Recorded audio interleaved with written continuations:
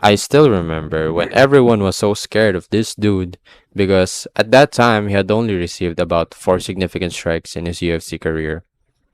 And if you watch his fights, you would really think he would run through the UFC in the same aggressive manner. And in most of his career, he does that. But once he got real and the belt was on the line, he showed his true colors. By that, I mean he abandoned his aggressive style to be a stalling, boring ass grappler. I am not here to talk about Khamzat Chimaev's past issues, such as when he tested positive for COVID or missed weight. I'm just here to form a game plan that can nullify his crotch sniffing style. But before that, I'll have a little disclaimer.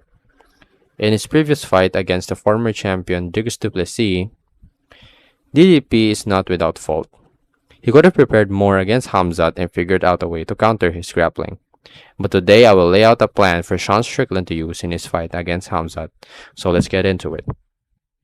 As I mentioned before, in his first fights in the UFC, he really showed potential.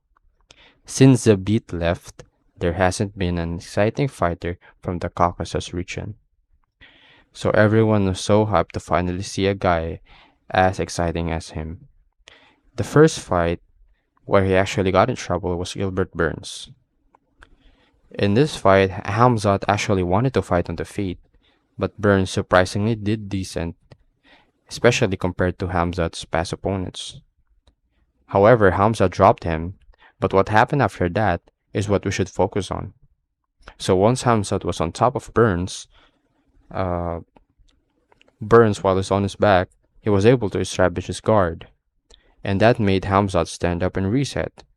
This also happened during the second round, and Gilbert Burns even kicked him while he was on his back.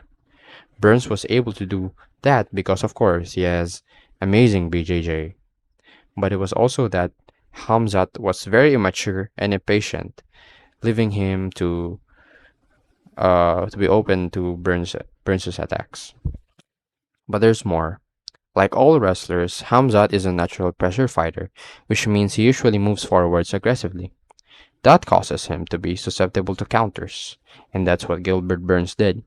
He landed a lot of good counters, and he also dropped Hamzat.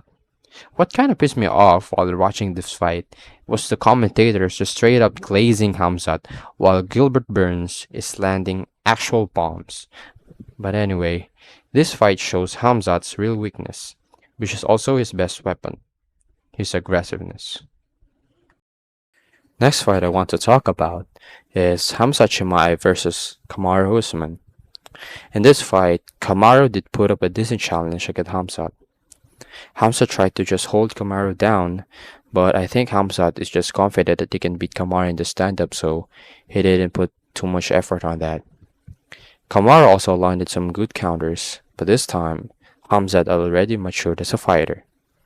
We can definitely see that he is less reckless and also a little bit less aggressive, at least compared to his performance against Gilbert Burns. My theory is that the Burns fight really humbled him, both in terms of his skills and his mental state. He already has the skills, but it's his mindset that's holding him back. But his weakness against counters is still visible in this fight. Now, the question is, can Sean Strickland handle Khamzat's new style? Khamzat's previous fight against the former champion Dricus du Plessis was so stinky that I almost fell asleep watching. Khamzat, of course, knew what he was doing. He wanted to win in the safest way possible. And as I mentioned before, DDP is not blameless either, because he also did a bad job of getting back on his feet.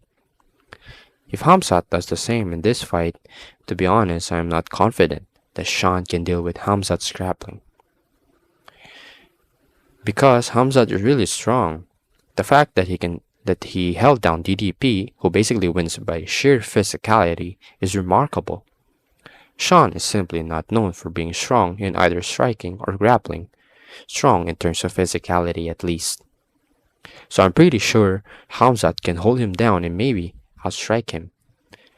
In addition, Khamzat is a very high-paced fighter, which is the complete opposite of Sean Strickland's style. So, theoretically, this is a complete disaster for Sean. But if Khamzat ever finishes Strickland, it would be when Khamzat throws a feint, which could be a shoulder feint or just a level change. Sean Strickland is a very jittery fighter, and he reacts to almost every strike or feint thrown at him. But sometimes it works against him because he bites too hard at the feints. For example, against his fight against Alex Pereira, he dropped his hands against a jab feint, which caused him to get knocked out. And I can see Khamzat capitalizing on that, since when you actually watch his fights, you can see he feints a lot.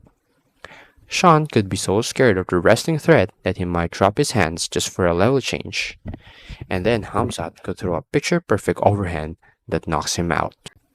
But it's not actually completely hopeless.